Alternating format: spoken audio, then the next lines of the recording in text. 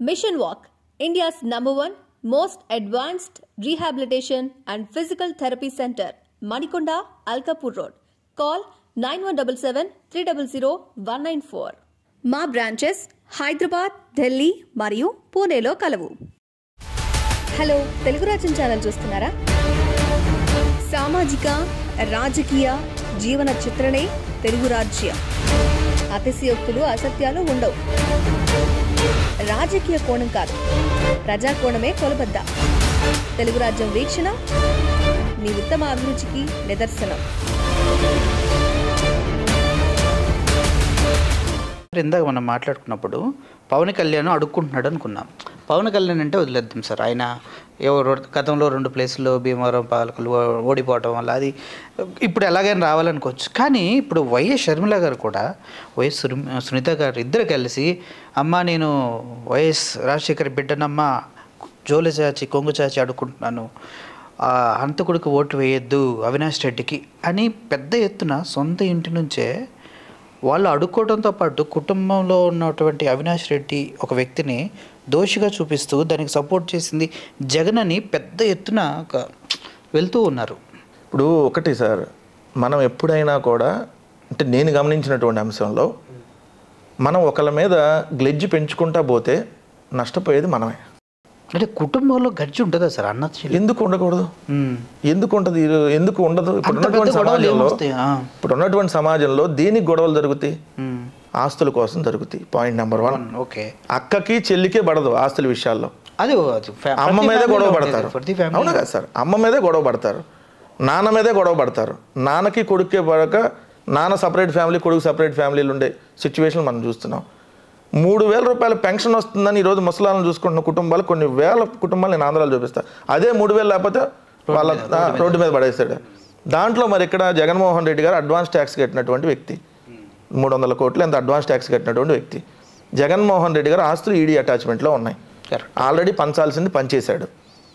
So ఇంకా మిగిలినవి కూడా చేయాల్సిన దానికంటే ఎక్కువే చేశాడు. అక్కడ ఇంకా ఆస్తులు అటాచ్మెంట్లో ఉన్నాయి, అవి వస్తే తప్ప పంచలేరు. అది 2, జగన్మోహన్ రెడ్డి గారు ఇప్పుడున్నటువంటి ఆస్తులు పంచాలంటే బిజినెస్గా ఆయన ఎవరి ఇయర్ గ్రోత్ పెరిగింది కానీ తగ్గదు ఎక్కడైనా. సాక్షిగా లేదంటే భారతీయ సిమెంట్గా రకరకాల పవర్ ప్రాజెక్టులుగా జగన్మోహన్ రెడ్డి గారికి ఉందంటూ పెరుగుతుంది తప్ప ఏ రోజైనా తరగదు కదా. 2, పొలిటికల్గా ఆమె ఇన్వాల్వ్ అవ్వాలి. ఇవన్నీ ఉన్నప్పుడు పొలిటికల్గా ఒక ప్రాంతీయ పార్టీలో ఆమె ముఖ్యమంత్రి పదవో మంత్రుల పదవులు అడిగితే సాధ్యమయ్యే పనే లేనప్పుడు ఏముంటుంది? ఆటోమేటిక్గా పెంచుకుంటూ వెళ్ళారు. దాన్ని ఈరోజు అవినాష్ రెడ్డి గారిని అడ్డం పెట్టేసి ఏదో చూపించాలని.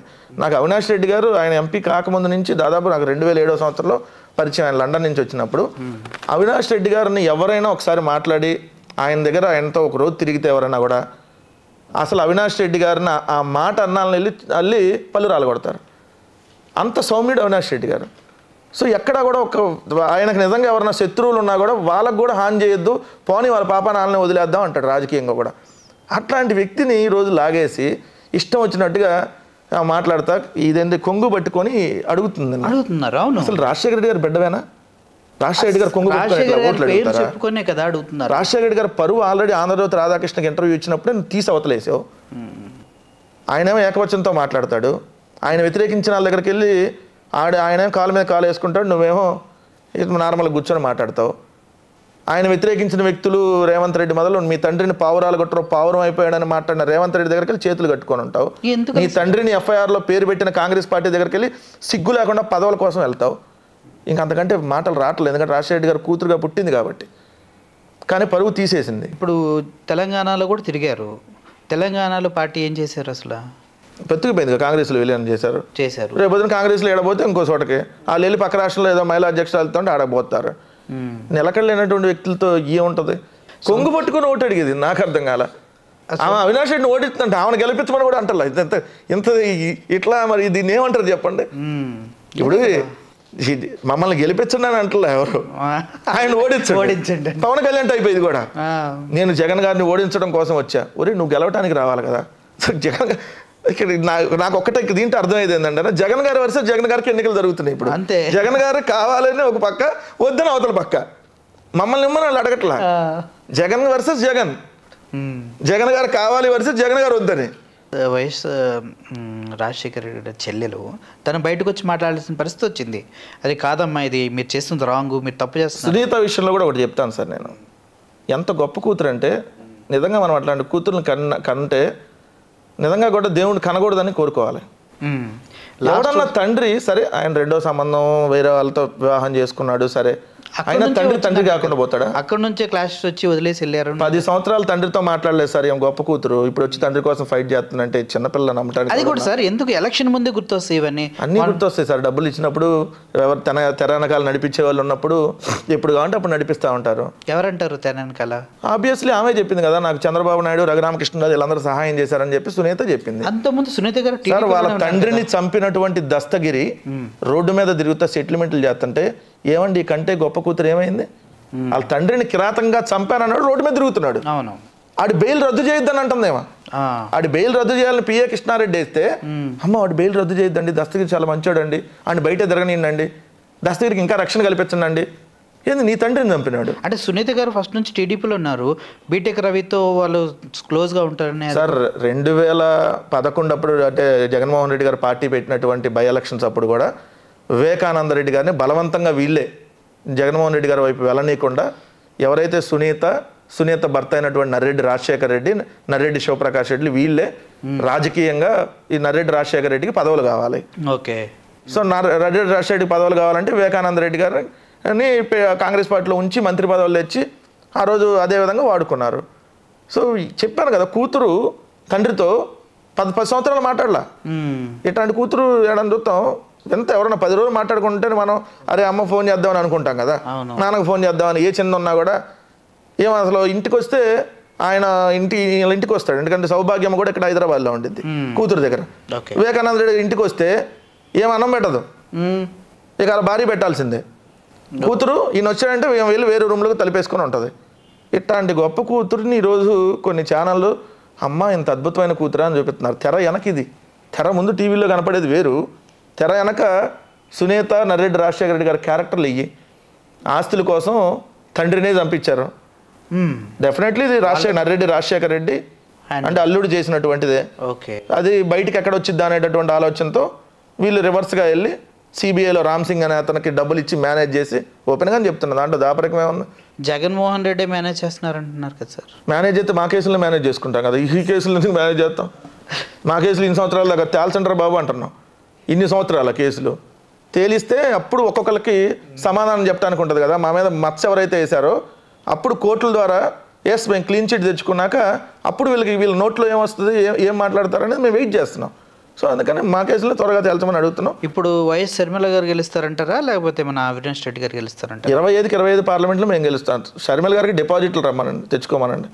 రాజశేఖర రెడ్డి గారు బెడ్ అని చెప్తుంది కదా, మరి అప్పుడు డిపాజిట్లు తెచ్చుకోమని. మీరు ఎక్కడ వెళ్ళిపోతుంది అది ఆలోచించట్లేదండి సార్? ఇప్పుడు వైఎస్ వివేకానంద రెడ్డి గారే పోటీ చేశారు సార్.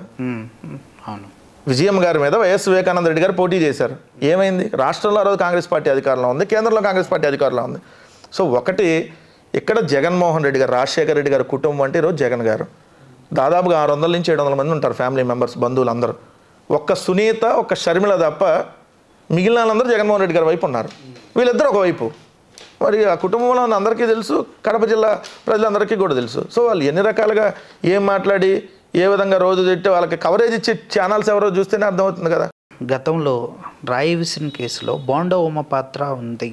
మైనర్స్ని ఒక గ్రూప్గా మెయింటైన్ చేసే ఒక వ్యక్తి వాంటెడ్గా బోండా ఉమ యొక్క ఇన్స్ట్రక్షన్స్తోనే జరిగింది అనేది తెలుస్తుంది. అది ఎంతవరకు కరెక్ట్ అని మీరు అంటారు? సార్ వాళ్ళు లేరు అని అంటే వాళ్ళ నుంచి రావాల్సిన స్టేట్మెంట్ ఏంటి? ఒక రాష్ట్ర ముఖ్యమంత్రి మీద రాయితోనో దేనితోనో దాడి జరిగినప్పుడు అది హత్యాయత్నంగా మేమందరం భావిస్తున్నప్పుడు తెలుగుదేశం పార్టీ దాంట్లో ఉంది అనేటటువంటి అనుమానాలు మాకు అందరికీ ఉన్నప్పుడు రావాల్సినటువంటి స్టేట్మెంట్ ఏంది వాళ్ళ దగ్గర నుంచి? దయచేసి మమ్మల్ని ఇన్వాల్వ్ చేయొద్దు, తెలుగుదేశం కార్యకర్త నాయకుడు ఎవడన్నా ఇన్వాల్వ్ అయ్యి ఉంటే వాడిని తీసుకొని అలా అరెస్ట్ చేయండి, మేము ఎక్కడా కూడా మద్దతు తెలపం అని చెప్తే వాళ్ళు లేరన్నట్టుగా మనం భావించాలి. ఇక్కడ 3 రోజుల్లో 3 స్టేట్మెంట్లు తెలుగుదేశం పార్టీ నుంచి వచ్చినాయి. ఫస్ట్ ఇది అసలు ఈ గాయమే అవ్వలేదు, అదేదో గీసుకుపోయిందని ఒకసారి, ఆయనే చేయించుకున్నాడు ఇంకోసారి, తర్వాత 350 రూపాయల డబ్బులను క్వార్టర్ బాటిల్ ఇస్తానండి ఆడు ఇవ్వలేదని చెప్పి చేశాడు అనేది రెండో రోజు. నిన్న అన్నా క్యాంటీన్ ఎత్తేసారని చెప్పి చేశాడని మూడో రోజు. అసలు ఈ 3 స్టేట్మెంట్లు మీకు ఎవరు ఇచ్చారు? వాళ్ళు పోలీసుల కస్టడీలో ఉన్నారు. అది పోలీసులు కదా చెప్పాల్సింది వాడు ఏం స్టేట్మెంట్ ఇచ్చాడు అనేది. మీరు ఎట్ట చెప్తున్నారు? రెండోది వాళ్ళు మైనర్ అంటే అంత ఏజ్ 14-15 ఏళ్ళు అది 16 ఏళ్ళు ఉంటుంది. అన్నా క్యాంటీన్ స్టోరీ ఎప్పుడుది? 5 ఏళ్ల క్రితంది. అంటే వాడు వయసు అప్పుడు ఎంత 11 ఏళ్ళు ఉంటుంది. చిన్న 11 ఏళ్ళు అప్పుడు అంటే వాడికి అన్నా క్యాంటీన్ పెట్టారని తెలిసి వాడు రోజు అక్కడ భోజనం తిని ఆ భోజనం ఇప్పుడు దాకా 5 సంవత్సరాలుగా వాళ్ళు తినకుండా బతకలేక ఆ క్యాంటీన్ ఎత్తేసారని దాడి చేశాడంట. అరే ఎవడన్నా నమ్మటానికన్నా కథ అల్లేటప్పుడన్నా కరెక్ట్గా అల్లాలిగా. 11 ఏళ్ల వయసులో వాడు అన్నా క్యాంటీన్లో భోజనం చేశాడంట. ఇప్పుడు 5 ఏళ్ళు అయింది కదా సార్ అన్నా క్యాంటీన్ అంటే 2019 ముందు. ఇప్పుడు 16 ఏళ్ళు అనుకోండి వాడికి. అప్పుడు ఏజ్ అంతా 11 కదా. 5 ఏళ్ల క్రితం అన్నా క్యాంటీన్ ఎత్తేసారంట. ఈ 5 ఏళ్ల నుంచి జగన్మోహన్ రెడ్డి గారు ఆడ కనపడలేదంట. ఇప్పుడు ఇక్కడికి వచ్చేటప్పటికి రాయి తీసుకొని కొట్టేశాడంట. అందుకని తెలుగుదేశం వాళ్ళని ఇన్వాల్వ్ చేస్తున్నారంట. సరే అన్నా క్యాంటీన్ ఎత్తేసారని కొట్టాడు అనుకో, తప్పేగా? తప్పే కదా. అయినా కూడా అట్లాంటివి చేసినాడు నేను చేయమని అనాలి కదా. తప్పే కదా, అది కూడా ఖండించాల్సింది. వాడు దుర్గారావు అనే తెలుగుదేశం వాడు, వేముల దుర్గారావు వాడు. ఇప్పుడు ఈ సతీష్ అని ఎవడైతే చేశాడో ఈ phone contacts instant before continue calls, instant అయిపోయినాక కంటిన్యూ కాల్స్, వాళ్ళ మధ్య చాట్ హిస్టరీ అని చూస్తే ఉంది. దాంట్లో అనుమానంతో ఏంటో వీటితోనే తీసుకొని వచ్చారు. వాడు నిజంగా ఉన్నాడా లేదా, ఎందుకు జరిగింది అనేది మనం ఎట్లా చెప్తాం? పోలీసులు చెప్పనండి. చెప్పకుండా బాగున్నావమ్మా నన్ను కూడా అరెస్ట్ చేసేస్తారు, దీని వెనకాల కుట్ర ఉంది, అజ్ఞాతంలోకి వెళ్ళిపోవటం. నీ కొడుకులు 2 ఫోన్లు స్విచ్ ఆఫ్ చేసుకుని వాళ్ళు అజ్ఞాతంలో ఉంటాం, మరి నీ మీద అనుమానాలు రావా? నాకు ఆ విషయం అర్థం కాదు. గతంలో కోడికత్తి కేసు కావచ్చు, ఇప్పుడు స్టోన్తో అటాక్ చేయటం కావచ్చు, జగన్ గారిపైన ఎందుకు జరుగుతుంది? ఏ పొలిటీషియన్గా నేనైతే చంద్రబాబు నాయుడు కానీ పవన్ కానీ ఎప్పుడు తగిలినట్టు నేను ఎప్పుడు సార్ 2 సార్లు జగన్మోహన్ రెడ్డి గారి మీద ఇది హత్యాయత్నమే అంట నేనైతే. ఎందుకంటే మీరు ఒకసారి అబ్జర్వ్ చేయండి, జగన్మోహన్ రెడ్డి గారు అనేటటువంటి వ్యక్తి 2009లో రాజకీయాల్లోకి వచ్చిన తర్వాత జగన్మోహన్ రెడ్డి గారికి 151 మంది ఎమ్మెల్యేలు సంతకాలు పెట్టి ముఖ్యమంత్రి పదవి తీసుకోమంటే జగన్మోహన్ రెడ్డి గారు అట్లాంటిది కరెక్ట్ కాదు వద్దని చెప్పాడు. చెప్పిన తర్వాత జగన్మోహన్ రెడ్డి గారు ఓదార్పు యాత్ర వెళ్తే ఫస్ట్ 2 జిల్లాలు గన్నవరం ఎయిర్పోర్ట్ దిగి వెస్ట్ గోదావరి, నెక్స్ట్ ఖమ్మం, ఆ ఓదార్పు యాత్రలో మేము కూడా ఉన్నాం. విపరీతమైన క్రౌడ్ జగన్మోహన్ రెడ్డి గారిని చూస్తానికి.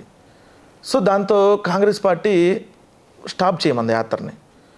జగన్మోహన్ రెడ్డి గారికి ఇంత ప్రజాదరణ వస్తుంది, రాజశేఖర రెడ్డి గారి కంటే చాలా విపరీతమైన ప్రజాదరణ వస్తుంది. సో జగన్మోహన్ రెడ్డి గారిని కంట్రోల్ చేయాలి. కంట్రోల్ చేయడానికి చంద్రబాబు నాయుడు కాంగ్రెస్ పార్టీ కలిపి కుట్రబండి ఏం చేశారు? ఈయన జైలుకి పంపించారు. సరే జైలుకి పంపితే 16 నెలలు జైల్లో పెడితే ఇంకొక రాజకీయ నాయకుడు అయితే నేను అల్లి చెబుతున్నా ఇమీడియట్గా పార్టీ క్లోజ్ అయిపోయేది. 16 నెలలు జైల్లో ఉండి రాజకీయ పార్టీ నడపటం అంటే దట్ ఈస్ ఇంపాసిబుల్. 16 నెలలు జైల్లో ఉన్నాక ఎక్కడ కాంప్రమైజ్ కాకుండా బయటకు వచ్చి చిరునవ్వు నవ్వుతూ మళ్ళీ పోరాటం అనేది ఇంకొక ఎత్తు. తర్వాత అక్కడ ప్రధానమంత్రి అయిపోయేటటువంటి వ్యక్తితో పొత్తు పెట్టుకున్నాక తెలుగుదేశం, పవన్ కళ్యాణ్ వీళ్ళందరూ అయినా కూడా 67 సీట్లతో 45% ఓటింగ్ వచ్చిందంటే వాళ్ళకి అర్థం కాల.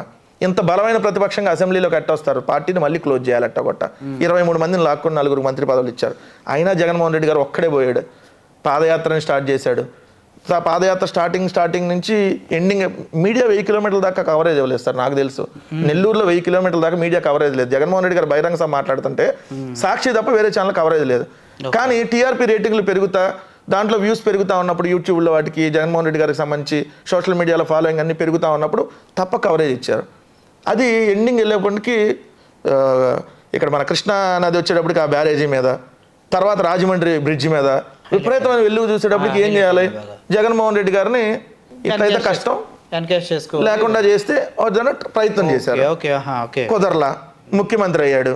ముఖ్యమంత్రి అయినా మీరు చూడండి, ఇదిగో 20 మంది ఎమ్మెల్యేలు వెళ్ళిపోతున్నారు, 30 మంది వెళ్ళిపోతున్నారు, రాష్ట్రపతి పాలన పెట్టాలి, ఆ ఎంపీతో 20 మంది టచ్లో ఉన్నారంట, ఈ ఉత్తరాంధ్ర మంత్రి 20 మంది ఉన్నారంట, రాయలసీమ మంత్రి దగ్గర 50 మంది ఉన్నారంట, ఈ ప్రభుత్వం పడిపోతుందని 4 ఏళ్ళగా ఇదే ప్రచారం చేశారు కదా. మధ్యంతర ఎన్నికలు వస్తున్నాయి, అసలు ఈ ప్రభుత్వం ఉండదు, సంవత్సరం ముందే వెళ్ళిపోతారు, కూలిపోయిద్ది, ఇవన్నీ అయినాయి, కుదరట్లా. సరే జగన్మోహన్ రెడ్డి గారిని బయటికి రండి అన్నారు. ఆయన బయట తిరుగుతూనే ఉన్నాడు మీటింగుల్లో.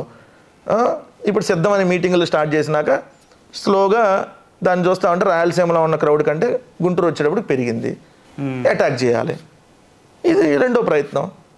కానీ ఆయన ఒకటే చెప్పాడు, స్క్రిప్ట్ దేవుడు నాకు మళ్ళీ ముఖ్యమంత్రి అవ్వాలని రాసి పెట్టాడు, అందుకనే అది అక్కడతో ఆగింది. మీరు కూడా చూపించారు, వేరే ఇంటర్వ్యూ చూశాను, క్యాట్ బాల్ మనకి పక్షులు కొడతారు దాన్ని అటువంటి దాంతో. ఇప్పుడు వాళ్ళు పోలీసులు చెప్పేది ఏంటంటే మన ఫుట్పాత్ల మీద మనం టైల్స్ వేస్తాం కదా, ఆ టైల్ ముక్కతో కొట్టారని, అదైతే కోసుకుపోయి వెళ్ళిపోయింది కదా. అది ఎక్కడ తగిలినా, మెడకు తగిలినా, కందికి తగిలినా, ఇంకెక్కడ తగిలినా, కంటి తగిలినా ఏమైనా స్పాట్ కదా, ఎన్ని సెన్సిటివ్ ప్లేసెస్. నమస్తే, నేను మోనిక. తెలుగు రాజ్యం ఇక ఊరూరా రాబోతోంది. దినదిన ప్రవర్ధమానమవుతున్న తెలుగు రాజ్యం ఛానల్కు 2 తెలుగు రాష్ట్రాల్లోని 42 లోక్సభ నియోజకవర్గాల నుంచి న్యూస్ కంట్రిబ్యూటర్స్గా వ్యవహరించడానికి యువతను ఆహ్వానిస్తోంది. జర్నలిజం పట్ల ఆసక్తి, కనీస సామాజిక రాజకీయ పరిజ్ఞానం, స్థానిక పరిస్థితులపై మంచి అవగాహన, స్థానిక పరిచయాలు, గౌరవప్రదమైన జీవనం ఉంటే సరికొత్త సామాజిక విప్లవంలో మీరు కూడా భాగస్వాములు కావచ్చు. మీ అంతరంగాన్ని ఆవిష్కరించవచ్చు. ప్రతి లోక్సభ నియోజకవర్గ పరిధిలో 2కి అవకాశం ఉంటుంది.